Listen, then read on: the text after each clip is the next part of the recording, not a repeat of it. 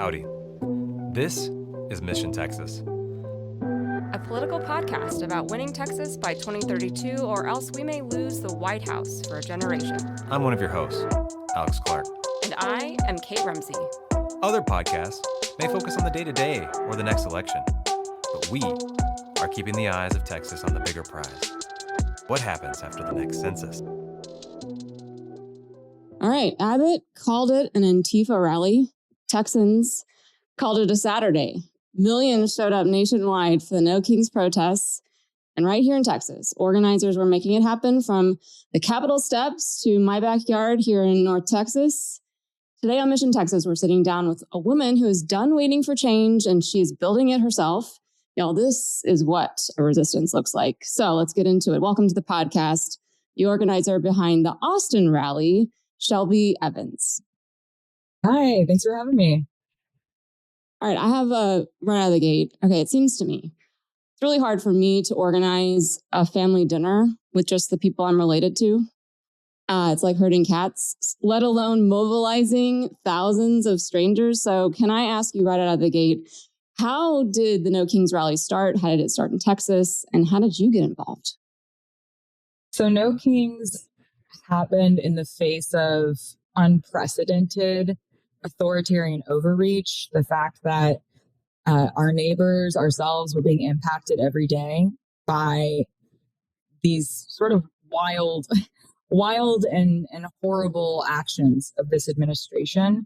And I think it's natural for Texans. Like, we're not exactly quiet about things. It's not like us to just stand by.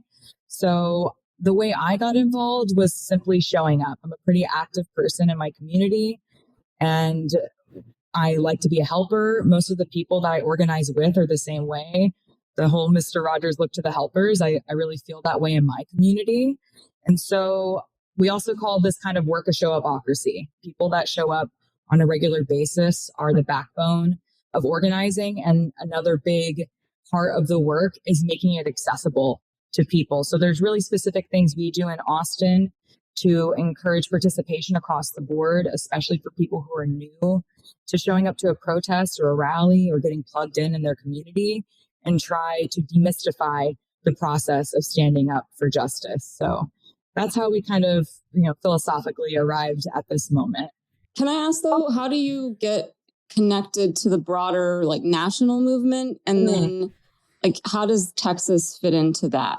The No Kings National will call the day, they'll call the date, and then local different organizations on the ground at the local level will pick it up. A lot of it's indivisible. For Austin, it's hands off, but also we collaborate with the League of Women Voters, Austin area, as well as Indivisible Rosedale Huddle and Indivisible Austin. So it's a bunch of different groups, and just whoever can pick up the mantle of organizing, you can shape that national day of action to accommodate what's happening for you. And so in Texas, that looks a bit different than probably, Wyoming or Vermont. The things that we're talking about, the way that we're talking about them is going to look different. What's powerful in Texas is that, like you mentioned, even more spaces popped up. So Austin's had this rally 3 times. There was new locations, even like Bastrop nearby. There's a couple other cities that didn't necessarily have rallies, and maybe they came to ours for 2 and 1, but had their own this time. And I love that. I love a community getting together so that when they are chanting and singing and speaking up about what's going on, it can be tethered to their specific context, even if it's all connected and related to this fighting and standing up to injustice. You're able to tailor that message to what matters for your community. Well, it's so on brand, right? I mean, it's decentralized and coalition based. What else would you expect from a rallying cry for No Kings about authoritarianism?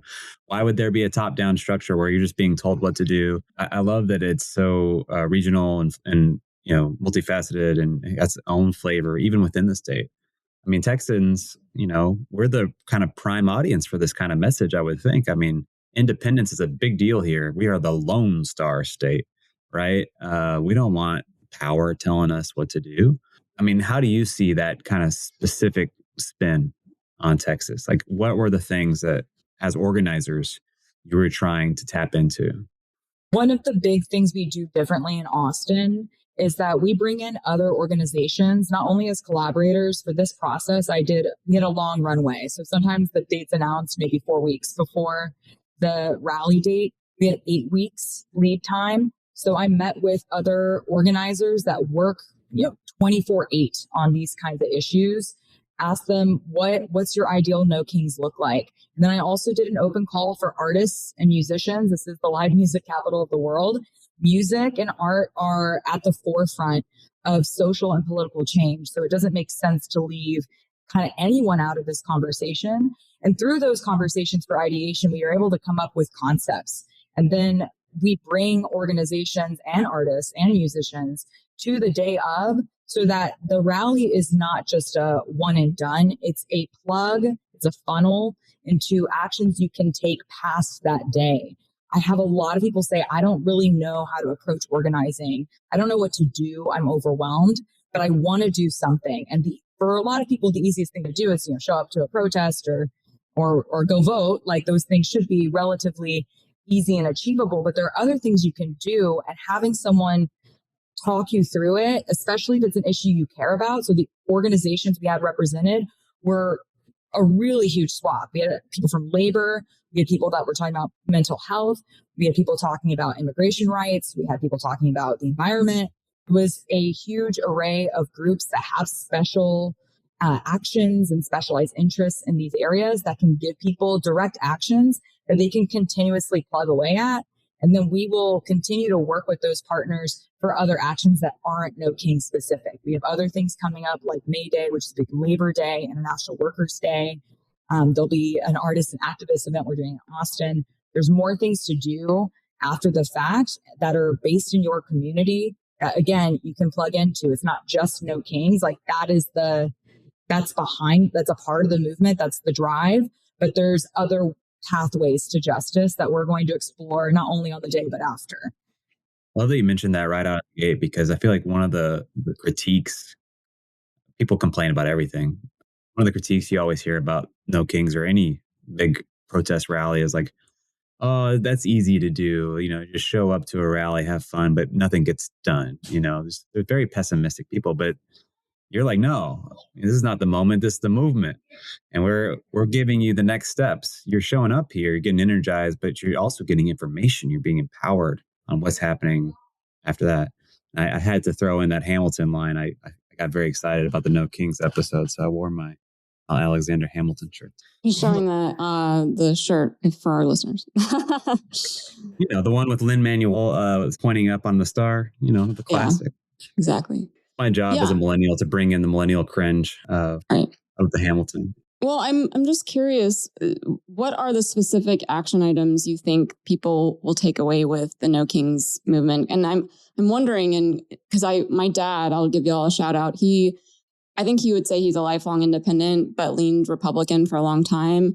And he ended up going to a No Kings rally at the last one up in our North Texas suburbs, and not the main one downtown. It was like a Plano or Frisco one. And like they were even organizing up in all these like smaller areas, maybe not small, but they were the suburbs. Yeah. And they're out on streets. And my dad was out there just having the time of his life. And I was asking him, okay, what is going on and what are your thoughts and takeaways? And his, I think in that area was registering voters. And so I'm wondering, in a bigger rally like yours, like what is the next thing for y'all? What are you hoping is the takeaway that people have when they're at that rally? We definitely did register voters, over 100 at No Kings 3. So that was really exciting. So we did do that as well. Awesome.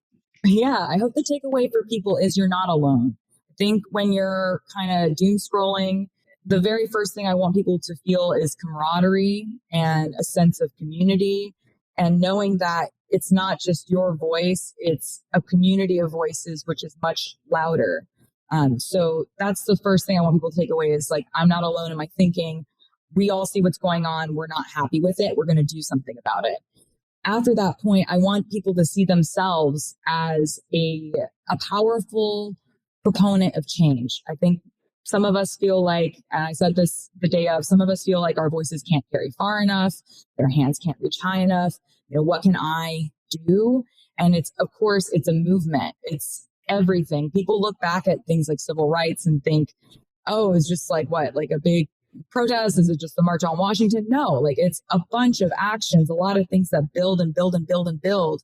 And they start at the very local level. So being able to show up and contribute to a mutual aid, maybe like, community fridge or your community garden, that is activism. That is being a part of your community, going and testifying to your city council, advocating for things to be on the budget and other things not be on the budget, being on your PTA and communicating with your schools about, what they're doing and being on top of issues of like bias or bigotry.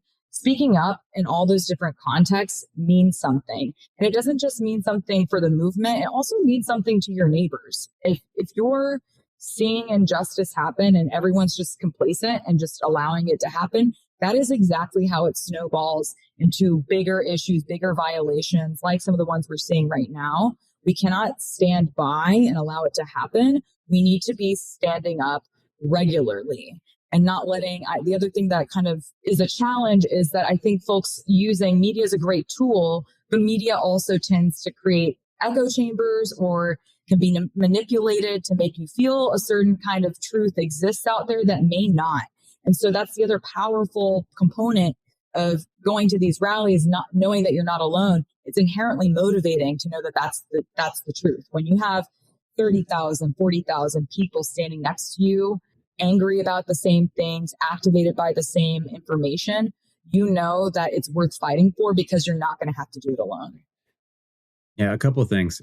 We just want to say, like, yes, these things are popping up everywhere. My father-in-law went to one of these in Greenville, Texas, right? Like its reach is everywhere. Yeah. And then something jumped out at me. You referred to No Kings 3, right?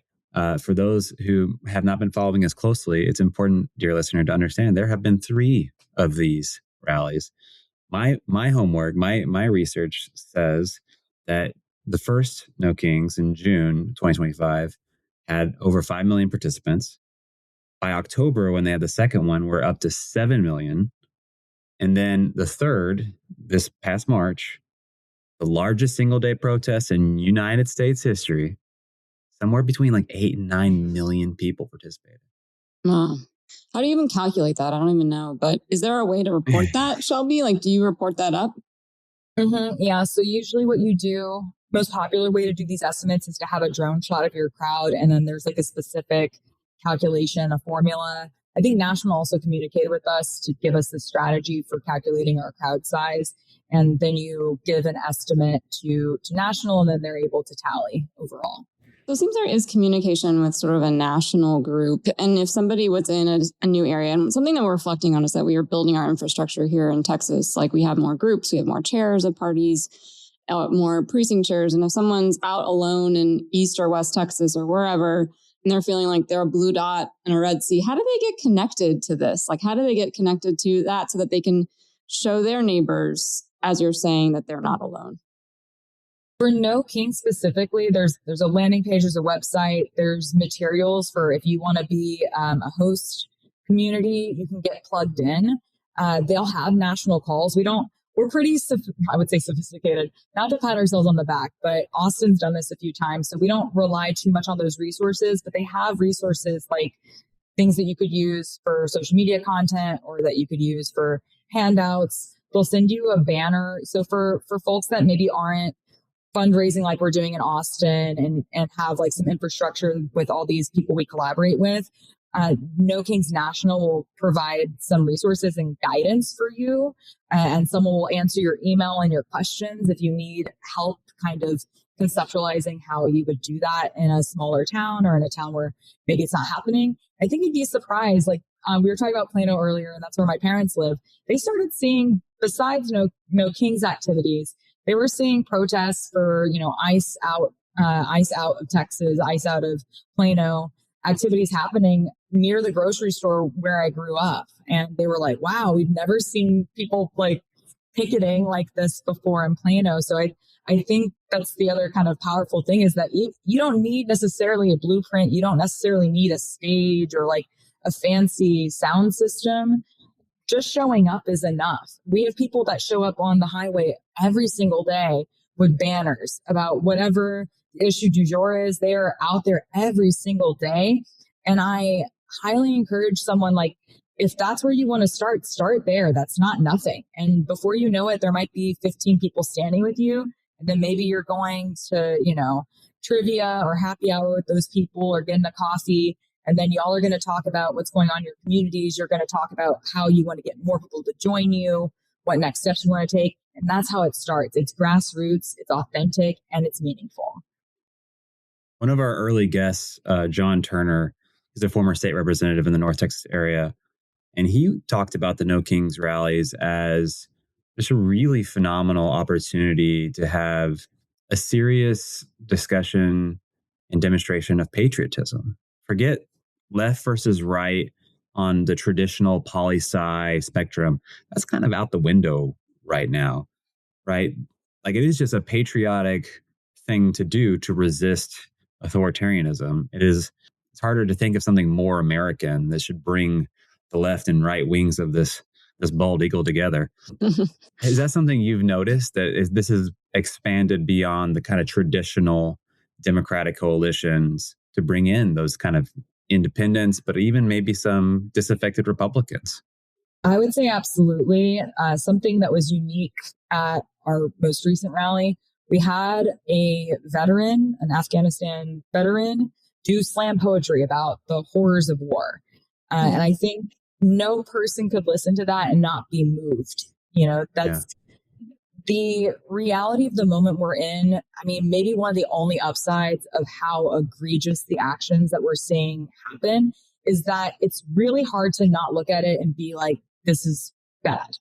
It's so reprehensible. There's really not a lot of nuance. You can't look at like kids being kept starving and sick with no due process in a detention center and be like, that's cool.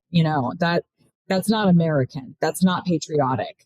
You can't look at American citizens being killed in the street, again, no due process, and say, that's cool with us. That's just, that's fair. It's blatantly un-American what's happening, and it's patriotic what we're doing, no matter what rhetoric's used to try to skew what's happening. And I think I will say, just as a personal observation, the last rally, there was a lot of talk in sort of the traditional channels about how what we were doing was un-American. And I think it boosted our turnout quite a bit. It had No Kings in the national conversation. We got called out. And this time around, I think they learned better and just tried to act like it wasn't happening at all. And like you said, there was still growth, which to me means people are still paying attention. They still care, and they still know what's happening is wrong. And they're using their First Amendment right to say something about it. Yeah. Well, I mean, I mentioned at the front end that Abbott had called it an Antifa rally. I think that was back in the fall, and then also deployed the National Guard as if this was some sort of crisis, an emergency, when it's Americans exercising their First Amendment right, including my dad, who's like in his mid 70s. Like this, how is this so afraid? In a way, he's right. In a way, we are all anti-fascist. Okay, I'm never going to say Abbott's right. I'm just saying in a weird way. I mean, it's so odd that like being anti-fascist is now a bad position for some political actors. Very strange. They're so good at co-opting words and making it seem like a boogeyman. And it's like Antifa, immigrants, fentanyl, whatever. It's just like one after another.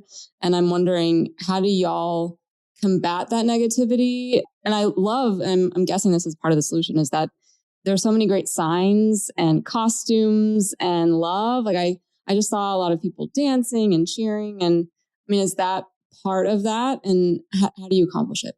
I think you just include as much as possible. So I don't think you need to have a narrative that's like narrow and scripted. We had such an eclectic array of people.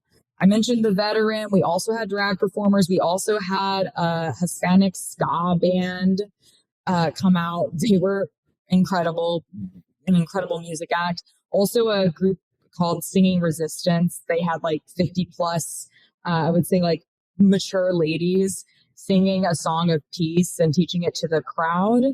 And then you see like the really fun outfits. Yes, definitely some comedic signs. And everybody, like all ages. That's the other thing, is that we have an incredible array of ages from super duper young to retiree, older folks, seniors, and they're all there probably with some different opinions, right? But it's not the end all be all to have some disagreements or not totally align, I don't like solar power. No, I do. It's the way. We can disagree on some of those things and still agree that human rights need to be respected, that we should be treated with dignity, that we can come together over what is an affront to democracy. I think that's like the best way to do it, is just put as many faces, as many voices out there that are standing with that core truth, and let someone identify. The other thing we did that I really do want to highlight, and I think as many communities should, we had our programming in ASL, Spanish, and English. And some people were worried about having sequential interpretation disrupt things. But in fact, I got such a big reaction from the crowd. Actually made speeches last longer, because we would say something in English and rah, rah, rah. And then in Spanish, people were like, yeah.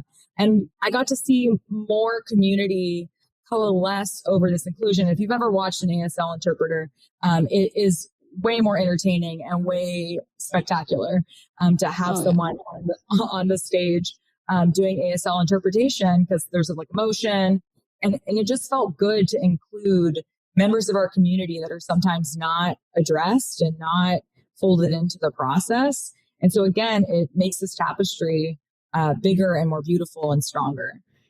Yeah, Austin seems well positioned to be able to do something like that too. My wife taught for 5 years at the Texas School for the Blind, and obviously the Texas School for the Deaf is there in Austin as well. Mm-hmm. This is just a FYI. Everyone's going to learn something about me today. I don't think Kate knows this about me, but you mentioned the veteran doing slam poetry. I did slam poetry in high school for UIL. Whoa. And even not only performed existing pieces, but I would write, and I got a couple published in college. So, wow, there you go. Humble brag. At the next right. No Kings, we'll have you, Alex. Yeah, bring me out. So that, I guess that begs the question: is there another one, Shelby? Like, is this the last one? Is there going to be another one? I mean, what are you hearing? Phase 4, is it coming? I'm sure there will be more rallies and gatherings. I don't know if they're going to call it No Kings 4. What I do know is that we will continue to do movement work. We will continue to rally. We will have big days of action. I did note that the folks that are kind of doing No Kings National are putting their weight behind other things like May Day. So there's been, y'all know, like labor and like the idea of like unions in America, even though May Day is like a thing that started in America, and then it's International Workers' Day, and then we have a different Labor Day, and it's comical in the labor community, but most of us don't know about that. And so that's another thing, that when you're talking about the Venn diagram of people who maybe were disenchanted former Republicans / independents, and people who are maybe more left-leaning, labor solidarity is something that we should all get behind, because everybody that's working to live needs to have a voice. And we know the economic situation right now is not very fortuitous for us who are regular folk, not in the 1%. So I see more movement work happening. I'm not national, so I don't know if they're going to be like No Kings 4, if they're going to pivot the name or just continue to throw more weight behind continuing No Kings. But certainly the movement will continue, and there will be more gatherings and more direct action. Yeah, harder to imagine a bigger tent organizing principle than people who have to work for a living. Right? Like, I think some people don't understand that they are working class people. If you have to work to live, you are working class. People need to expand their idea of what that definition means, because there's this whole other class of people. There aren't a lot of them, but they don't have to work to live. They can live off the interest of their assets, right? Like an income tax doesn't even touch them, because they just live off of their wealth. Yeah. Well, I have a question on that, Shelby, because one of our takeaways that we've had on this podcast is messaging. Like, what do we message in order to flip the state? This is a podcast about flipping Texas to elect more Democrats. And I think one of the takeaways we've had from the party and from candidates is that we should stop talking about Trump and all the bad things about him, but also talk about working class issues and economic populism. So I'm glad to hear that this is now being joined with the labor movement because it kind of marries those two concepts together. This is not about Trump. This is about our democracy, but also sort of a populist message. Yeah, absolutely. I think just something I was confronted with, and when you're talking about people like to complain online, I mean, yes, absolutely. There's the whole, y'all know about bean soup. No, tell me, what is that? It started with someone posted a recipe for, you want to get your fiber in and your protein. And they had like this really great bean soup recipe. And someone commented, well, what if I don't like beans? And it's like this idea that like, not everything's for you. Like maybe if you don't like beans, don't comment on the bean soup recipe. So I think for a lot of folks that are like looking at No Kings are like, well, No Kings, like, I don't get it. Like, we don't have a king and what else? And so we were challenged with this idea of not just being like no kings, not being reactionary to any one particular administration, but also yes, what? And that was a big impetus for having such a diverse coalition show up with their orgs, with actions, because it's like, yes, I would like my neighbors to be housed. Yes, I would like students to be able to have food and books and it not, cost them their whole financial future to do so.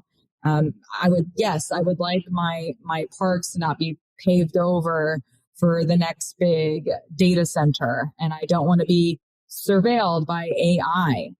So all of these ideas of what we want for our community can feel more tangible when we're giving them these different ideas of what could make that happen. Because I think it's also very easy to become pie in the sky and be like, yes, we want equality. Yes, we want justice. But being quite specific about what does that look like and how do we achieve it? How do we pursue it? And then how do we achieve it is something that was important for me when organizing this. And I think it's also helpful for sustaining because then you can get wins. It's like my wins can't hang its hat on this like one administration or one person. There's a lot of people that are a part of what's going on right now that are allowing it to happen and making it happen. And I'm not going to tether a movement on a single person. I think that time and time again, that fails. We need to hang our hat on what is the America, what is the Texas we want for ourselves and how do we make that happen? In a broad enough way too, right? Like you mentioned solar as the kind of throwaway example of like, not everybody's going to agree. I love my solar panels, but it really doesn't matter to me if you're going to vote for my candidates, whether you do or not, right? Like, I think as a country, we need more solar, but I would rather stop some serious injustices and take back power before I like start drawing lines in the sand. I get really frustrated with Texas Democrats who are like, no, you have to be like, meet the following 7 purity tests. You have to like match all these 7 things. It's like, well, time out. That'd be a nice thing to have. Once we could like take back the legislature, once we could take back the governor's mansion, once we can elect anybody statewide since 1994, we're putting the cart before the horse here. And what I like about the No Kings movement is it is bringing a broad tent together. And so I like that that's the approach. I wish that we could kind of adopt that mindset as well. Did you get any pushback as to like the kinds of people who were involved, like wanting to be about more like specific and potentially less widely accepted ideas? And how did you address that? I feel like I open every meeting with like community agreements, and it's basically like respect each other, come into this assuming best intent, but also if you're going to impact someone negatively, own that. Just kind of basic principles of responsibility to one another. And I think that resonates out in the whole event. You're going to have folks that may not be 100% aligned on every strategy that they would implement. But something we did do is you have to be inclusive in the way that you're approaching conversations and representing your work. We weren't going to have any organization that was there to be like anti-human rights for some specific group. But what we did encourage is centering the unity principle and how coming together amplifies all of our strengths. Kind of similar to what you were saying around it is having those like smaller conversations and disagreements, is that detracting from our impact. And I think that if you only organize online, that's how you're going to feel. But I think in the real world, it's just harder to simplify, to flatten someone the same way that you could online, especially if it's an anonymous comment or something like that. You're just like scrolling through like a Reddit forum. But if you're in person, there's just so much more humanity and dimension in the literal and non-literal sense that it's just not something we really dealt with too much. I had to deal more with like personalities, you know, the normal stuff you would deal with and need to do like team building with. And that's fine. Because you got to imagine organizing attracts a certain kind of person. Like we're all very passionate and opinionated, most of us are loud and yappers. So that was probably the most management I really had to do, is just kind of giving space to every person to be themselves, but also maintain a sense of, I don't want to say decorum, but just like respect, mutual respect of each other and appreciating each other for showing up as we are. Yeah, I imagine there's some times where you had to say, that's a great idea, but we might not be able to do that or accomplish that in this rally. But I'm wondering, Shelby, it sounds like this is a lot of work. I mean, how is this your full-time job? How did you get into this kind of organizing? What's weird is that it's completely unpaid. Not a lot of people know that. And it is hundreds of hours. And so I arrived at this because I'm one of those passionate nerds that cares about my community, that feels very activated. And I think my coping mechanism with heavy emotions and hardship is to just do a bunch of stuff. So that's how I just started showing up. I was just showing up. I got to do something, got to say something, got to do whatever. And with this particular group, I also have a background. So I have a very eclectic background. I've worked in government. I work for a nonprofit. I do political advocacy for public health, but I also work for a drag queen telegram service that does events. And I do like event planning and execution and management. I'm like a coach and fundraiser. Yeah. So very eclectic background. And it lends itself well for some reason for political organizing. And I do have a policy degree. So there's a bit of, you know, I'm not coming into it completely without context and information. So because of that, I took up this mantle, but that means like for something else, like for example, one of our, a new volunteer organized a fundraiser because we bring in like porta potties and sound. That stuff costs money. As I mentioned, we're unpaid. And they were like, I just really want to do this like fundraising concert. And they were really excited about it. And so we let them do it. And by let them, I mean, it's not up to us to be like, you can, but we supported them in achieving that. And they made some money, which is great because people need a place to go to the bathroom and we need water. Yeah. So that's what I mean by show-upocracy, is that this movement's fueled by people that give of themselves, their talents and their time to the movement freely. So it is a lot of work. I think that the other thing is with organizing, the best organizers I know allow people to self-select into leadership. And so similarly, I'm a big fan of delegation. I was like, I don't really want to manage like mapping. I don't want to have to manage the like every single bit of communication with like volunteers, for example. So we have designated leads for those things that's self-selected because they had a talent in that. And if there's a gap, then maybe I have to be like, you know, poke some people. Hey, I think you'd be really good at this job that we happen to need. Or maybe I've run out of spoons for. But that way everyone holds a little bit of responsibility, but that also means that you hold a bit of buy-in. You're personally invested in the work that you're doing. And then you get to walk away. Like we took over a cantina after No Kings, like completely took over their patio. And we were just all, I think for 45 minutes, we're cheersing each other and giving long-winded speeches about how we appreciated the work and the day. And it was a pretty jovial thing. So there is some joy in this passionate nerd work as well that pays dividends one way or another because we keep at it. Two things. One, I didn't know there was such a thing as a drag queen telegram. I've looked this up. This is what, Extragrams LLC? Yes. Yeah. I just found you on LinkedIn. Yes. The second thing, because I found you on LinkedIn, is that your policy degree is from the LBJ school. It is. And Kate has a connection to the LBJ school. Yeah, I did the women's campaign school that's connected to LBJ. So I loved it. Yeah. Okay, so this is going to be wild. Amy, who started that? Yeah. Mm-hmm. Yeah. Okay, real quick, Amy and I worked on the Pete Gallego campaign in 2016, right before I went to law school. Whoa. So I know Amy. Okay. So Amy and I were in an empirical methods class. I believe that's what it was. I think it was advanced empirical methods. It's a required course. And you had to do a project, sort of like a capstone. And the women's campaign school, I worked with Amy on, we were talking about how we would evaluate. That's what it was, an evaluation thing.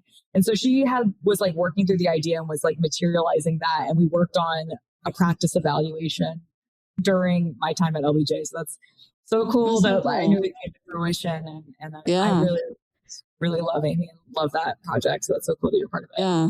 So that's for our listener, Amy Kroll, who was the executive director of the LBJ Women's Campaign School. There's a lot of campaign schools across the country, and I'd love to have her or someone else on about campaign schools because it helped me get a jump start to having a network for campaigning, but also learning the substance of it. And I was in an early cohort, and it's so weird because I was just messaging the new ED about mentoring and saying, I'm sure I'll love to be a mentor.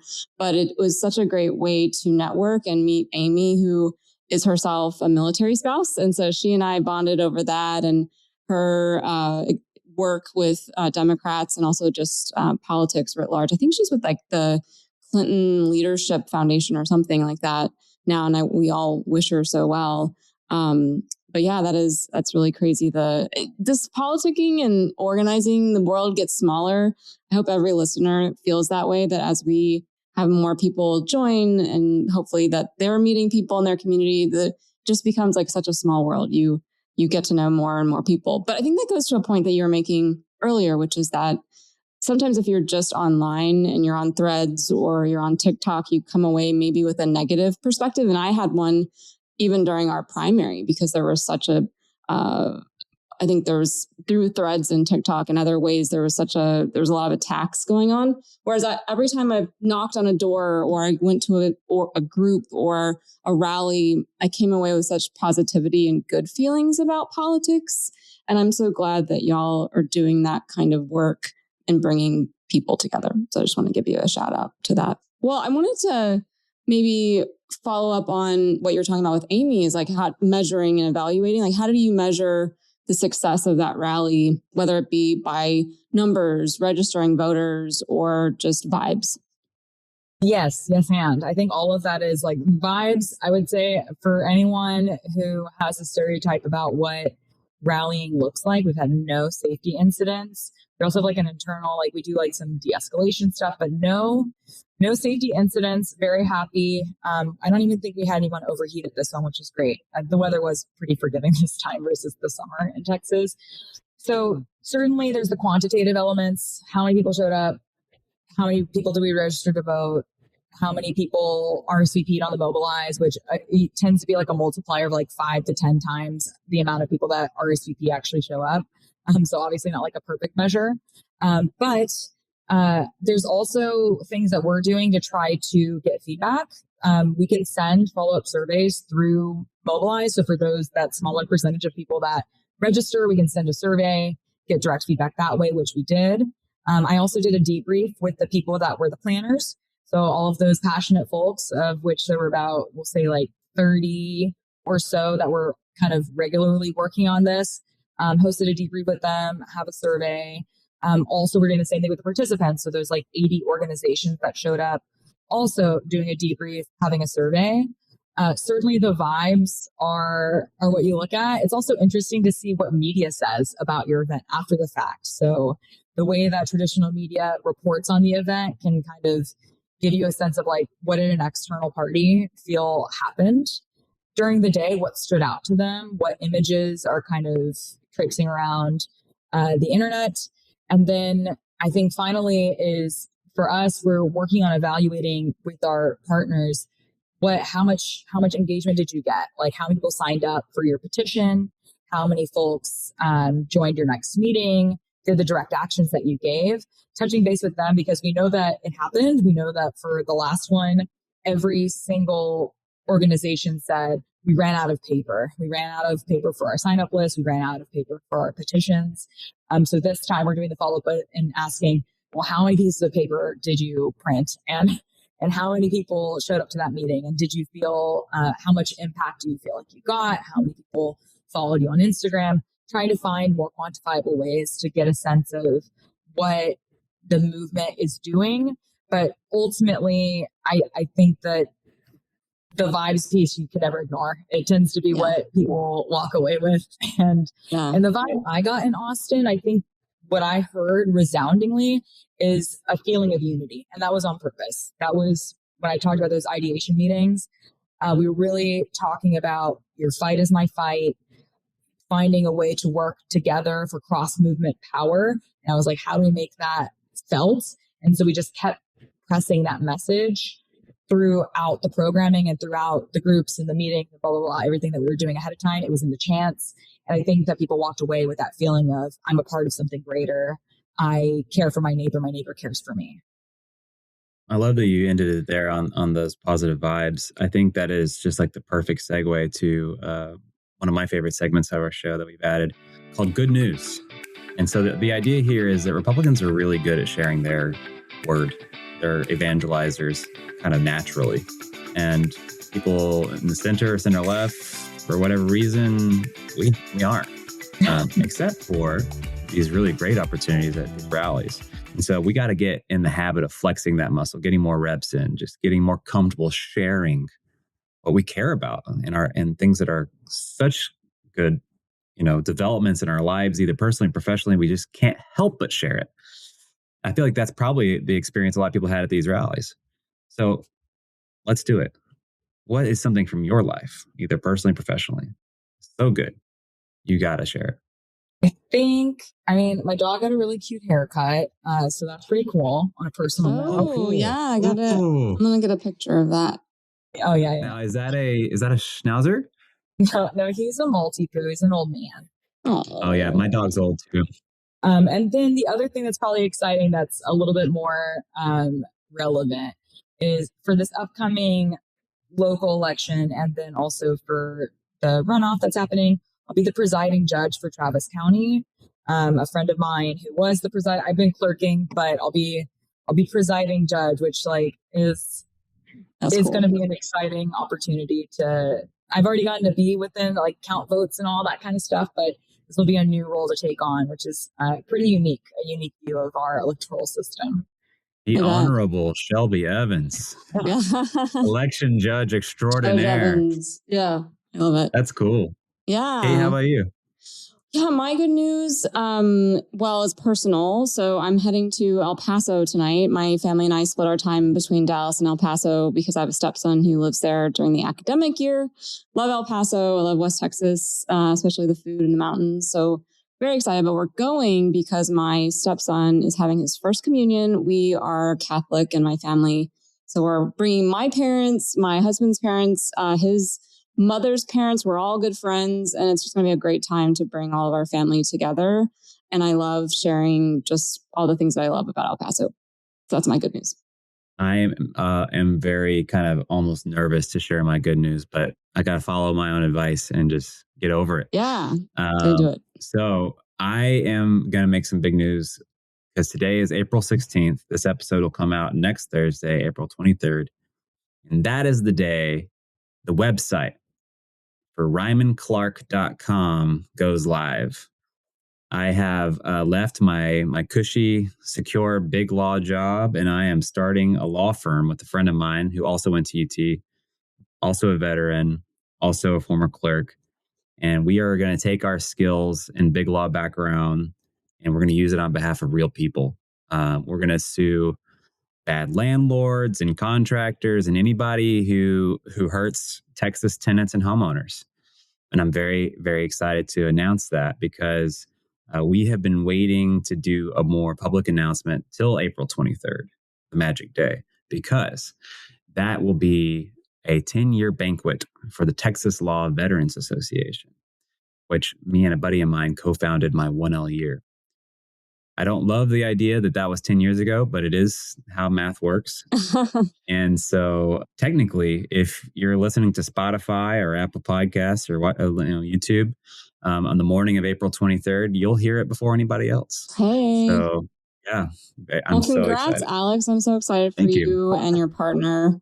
That's incredible, especially of serving others in the state. I think that goes in line with this podcast. I mean, just the community building and serving individuals. So, well, fun fact, we've been plotting and scheming for about a year.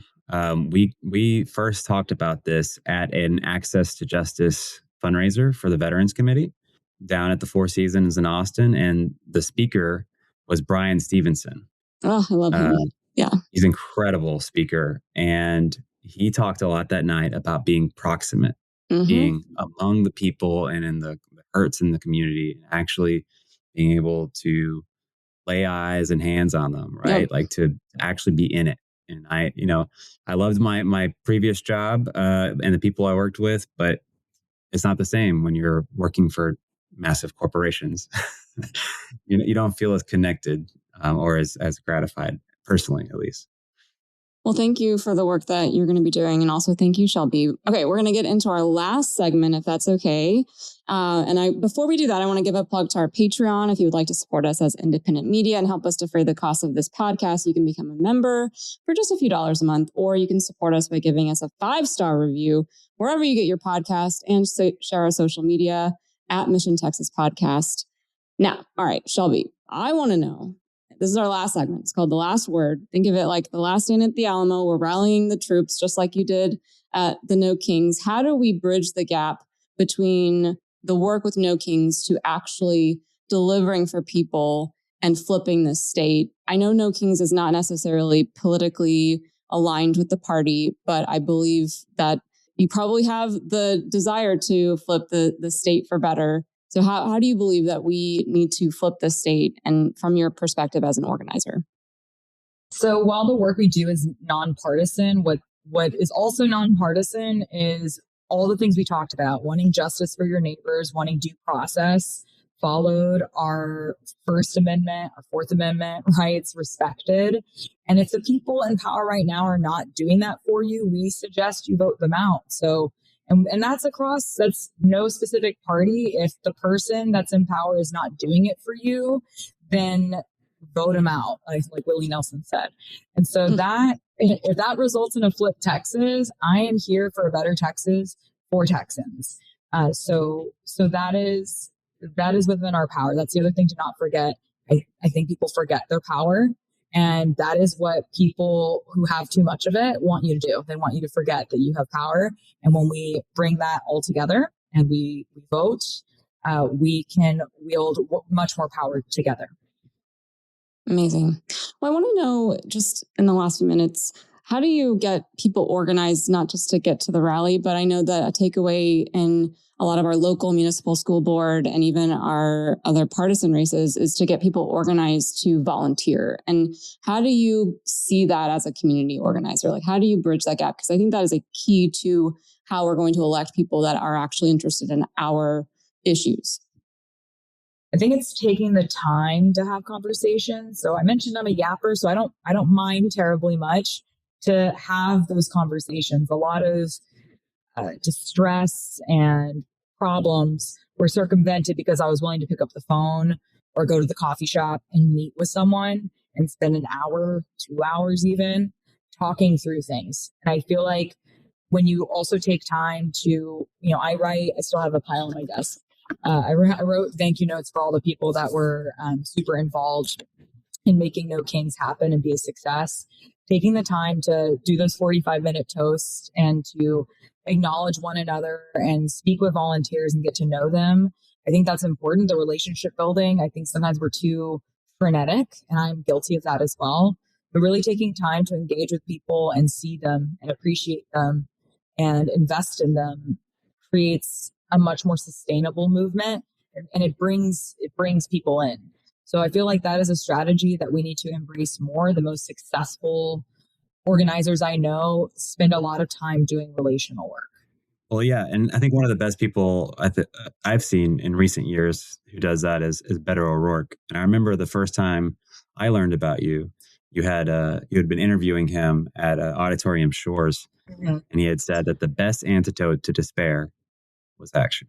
Mm-hmm. Absolutely. And that's what we're doing. And that's what you're doing, Shelby. So thank you so much. Well, how can people follow you or support your movement? Yeah, so for No Kings actions, there's Hands Off Central Texas. It's usually a TX, and we have .org, and that's also the same on all social media platforms. If you want to get involved in the elections process, like you want to be like a poll worker, the League of Women Voters is a great resource, and there's different local ones. So depending on where you are, you can check them out. And then anything that I'm up to, I'm Shelby Have on all platforms with a HAEVE, which funny enough started out as my drag name. Shelby Have, misbehave if you're nasty. Nice. I love that. All right. Well, thank you, Shelby, and the No Kings movement. We will see our listeners next week, and we'll sign off by saying God bless Texas. You can follow us on all socials at Mission Texas Podcast. Email us at missiontexaspodcast@gmail.com. This episode is edited by Juan Jose Flores. Our music bumper is by Adam Pickerel, and our cover art is by Tina Sohn.